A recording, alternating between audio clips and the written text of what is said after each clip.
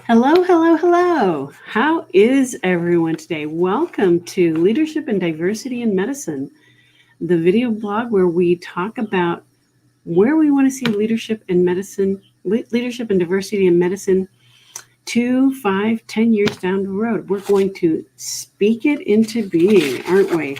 So today our guest is the amazing Cait Donovan. Cait is the host of the podcast Fried, the Burnout Podcast, which is the number one burnout podcast in, well, she says New York, but it's actually the number one burnout podcast in America.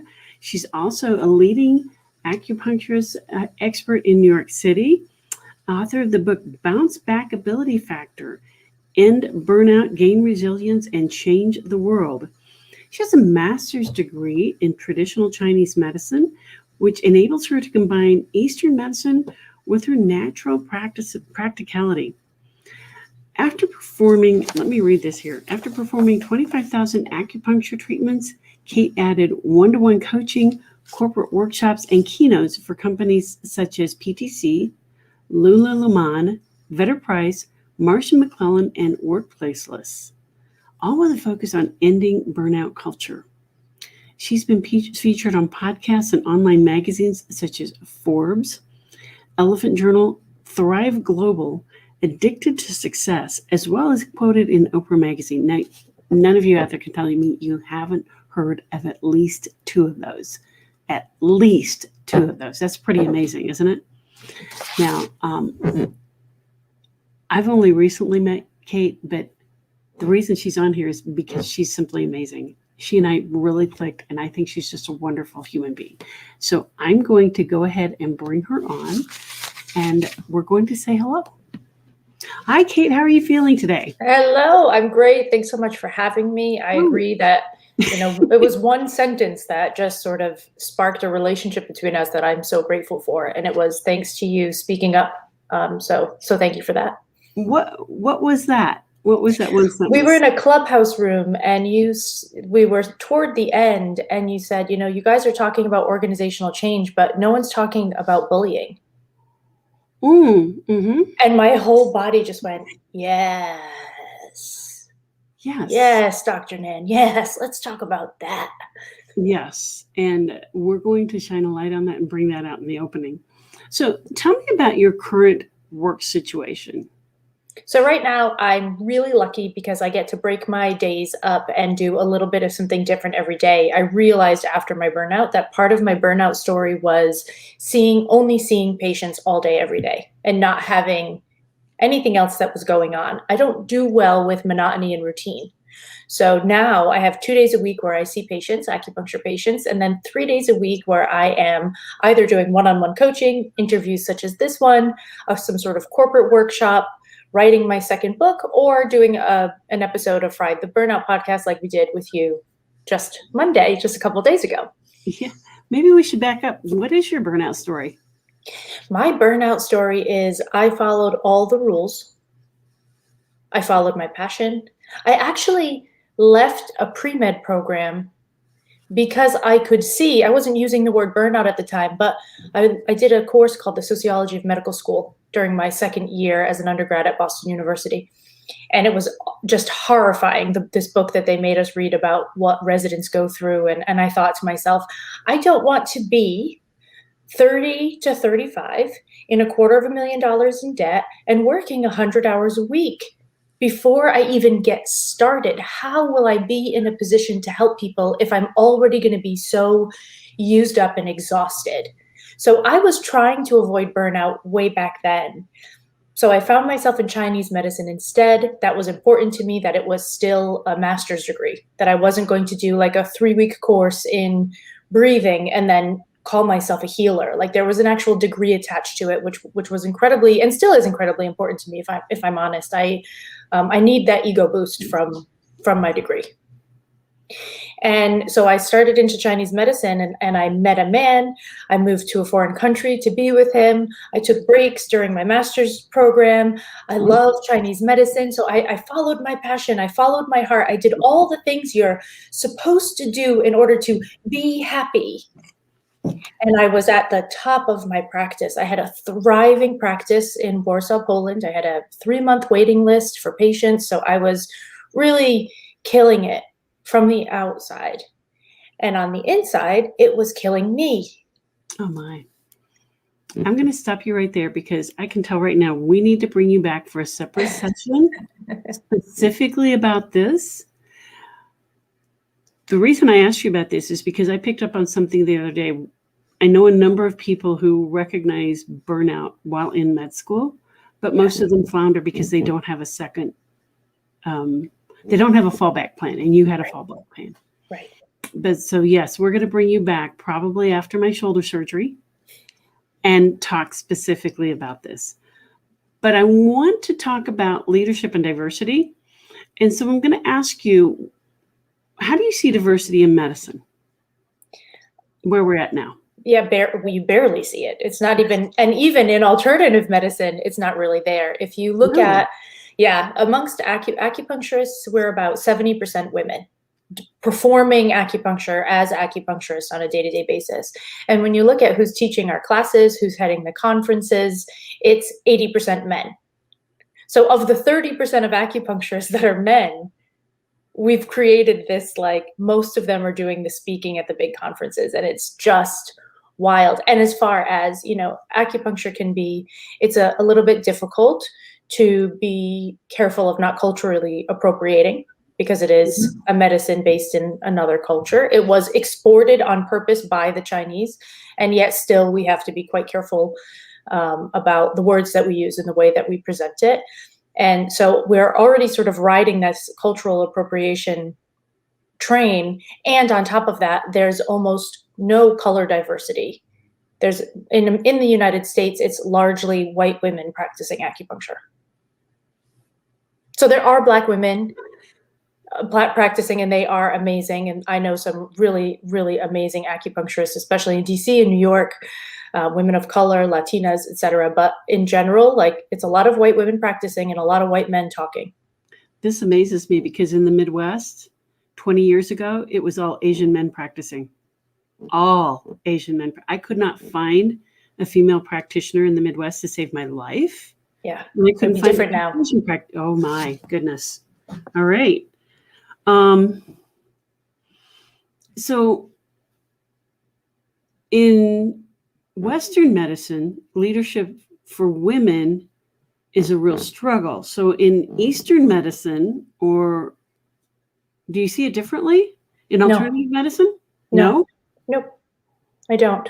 And the women that are leading the way have done some things that might be considered traditionally male. They've forged a new idea, created a quote unquote system, sort of adapted a system. Obviously, all of the systems in Chinese medicine are adapted from something older than us, because Chinese medicine has been around for 3,000 years. So there's no way, it's not new ideas. You might, even if you believe it's a new idea, it's not a new idea. It's all been said before in Chinese medicine, which makes it a little bit different than Western medicine, because in Western medicine, you're always discovering something. There's always some sort of research going on that's discovering something new.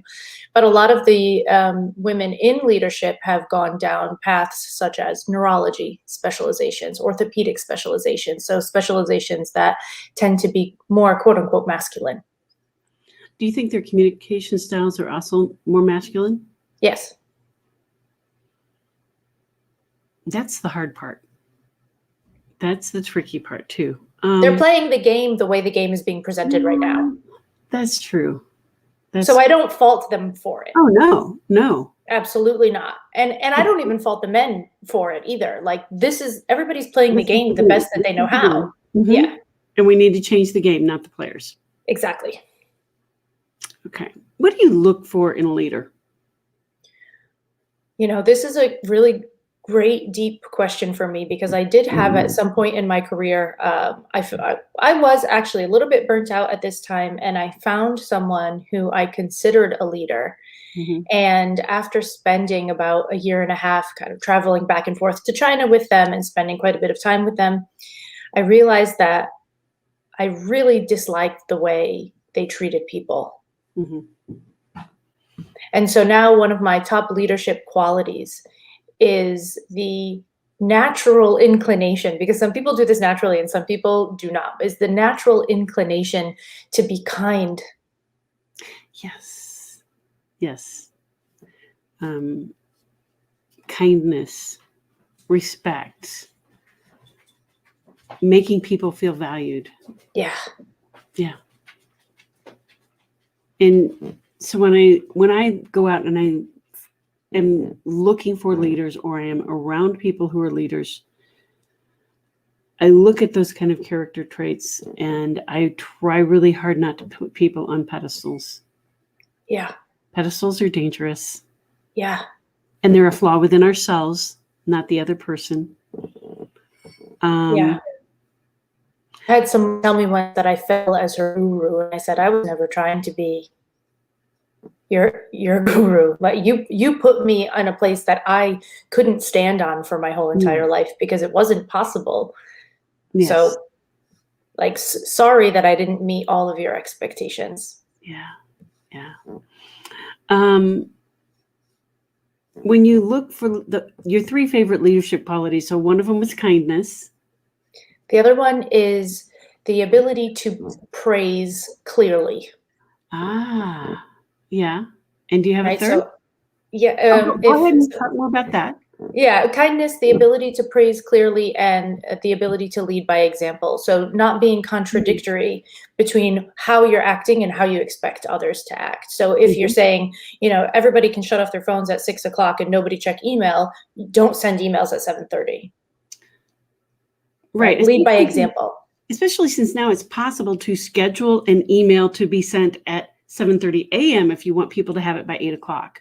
Right. And thank goodness for those features, because they're just, yeah. What are things that you've seen leaders do that really disappoint you? This goes back to the opposite of the things that I value. So the thing that I was really disappointed in with this person that I sort of chose as a guru for some time was that whenever anybody didn't follow the rules or listen to an instruction or hear perfectly what was said the very first time, there was shaming involved. Yeah. And I will not say, I'm not going to sit here and say that I have never shamed anyone and that I will never shame anyone again. It is built into our culture. It is something that I watch out for and make mistakes with sometimes.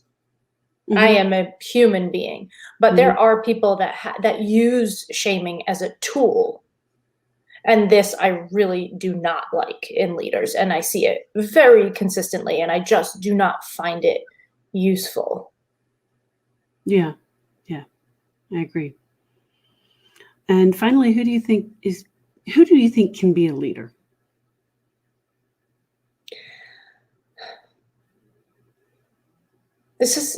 I read this question before coming on. You did send me questions in advance, so I should have had thoughts prepared. But this was one that I really stopped. Do you think you have to be born a leader? I don't think you have to be, but I think some people naturally take up space easier than others. Ooh, I like that. I like that a lot. Yeah. And I think if you have this natural tendency, then you should be careful to use it well. Yes, there are people who just take it for granted and throw it everywhere. Yeah, and it's something that I did for a long time, to be honest. I do take up space easily. I walk into a room and I can make people laugh, and I can get myself into the center of attention, which I didn't know for a long time that that's what I was doing, but I can do that really easily. I didn't understand for a very long time that comes with a lot of responsibility. Yeah.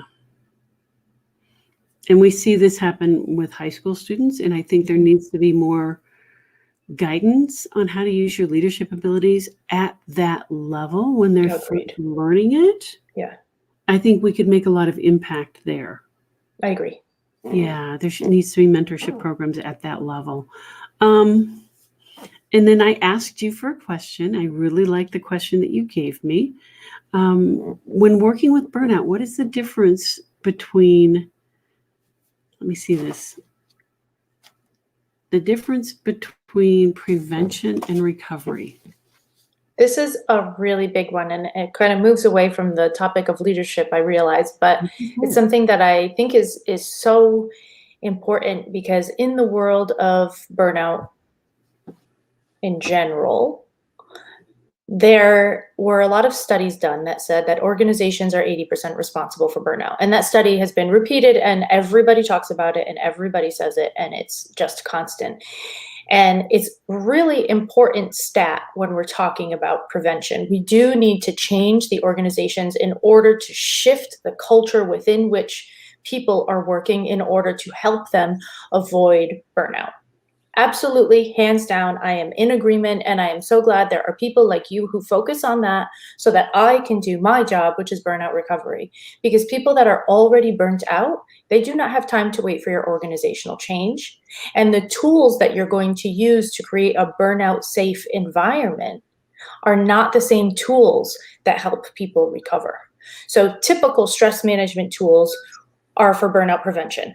All the basics that we know, the breathing, the meditation, the exercise, the dietary, all of those things are wonderful burnout prevention tools. A gratitude journal is a great example. Wonderful burnout prevention tool, terrible burnout recovery tool. Agreed. Right? Yeah, absolutely. So this is really important to me, to separate these two things and say, yes, please do your organizational change so that I don't have to do as much of this work on the other end later. But right now you have people burnt out in this organization that need a different kind of support, and I'm ready to give it to them. I need to help them create internal safety, internal nervous system regulation. I need their polyvagal system to be on point and able to flux in and out of sympathetic and parasympathetic states, right? I need to do all of these things, which is beyond your typical burnout prevention. Right. Yeah, meditating before coming to work isn't going to help that. No. And you probably can't meditate well when you're burnt out. When you're in long-term chronic stress, all the studies show that your amygdala is enlarged and your prefrontal cortex is shrunken, right? Meditation will help grow your prefrontal cortex, but if your amygdala is so large, it's not going to have the ability to calm your nervous system enough to allow that to happen. If you don't feel safe, meditation is not going to help. No. So I feel like this is something that I feel like I need to scream, because people are like, but just work on your mindset. And I'm like, work on your mindset. No. After you recover. Mindset is important. It's very important. I was giving an example just before we came on today. I looked at my day, I wrote down my schedule, and I have calls back to back this afternoon, which is not typical for me. And I immediately got a little bit overwhelmed, and my head went, you're so busy, you're so busy, you're so busy, you're so busy. And I got into this, I'm busy. This is a mindset issue. When I really looked at my calendar, I said, oh, actually, there's a pretty big window between this call and that call. And I can do yin yoga and take a bath in the middle of the day if I want to, which I did, right? This is a mindset shift, which is useful when you're recovered and trying to protect yourself for the future. But you can't do that. You don't have the capability. You don't have the executive functioning available to you when you're burnt out to do that. And then you can go back and look at the calendar and say, hey, I'm amazingly successful. Yeah, right. You can reframe it multiple ways. Right. Exactly. Right. But you need to breathe first. Yes. Yeah. Right. Well, Caitlin, thank you so much. This has been wonderful. So and I really appreciate you coming on. Any last things you'd like to tell us before you go? I think only that if you heard the words that, gratitude journals are not the way to go when you're burnt out, and you've been trying to do that and you've been a little frustrated with it and it's not been giving you what you need, my suggestion would be to do a resentment journal instead. Ooh. Start a resentment journal, because this is where you'll find all of the information you need about where your boundaries have been broken, from the internal or the external, from you breaking them, going too far out to overgiving, overdoing, overcompensating, or other people breaking them from going too far in. And when you watch resentment and you use it as a tool, you can find out where all these fences need to be mended in order to keep yourself safe. And I think this is an amazing first step when you're stuck in that mode and you need a little bit of help out. Thank you very much. Thank you.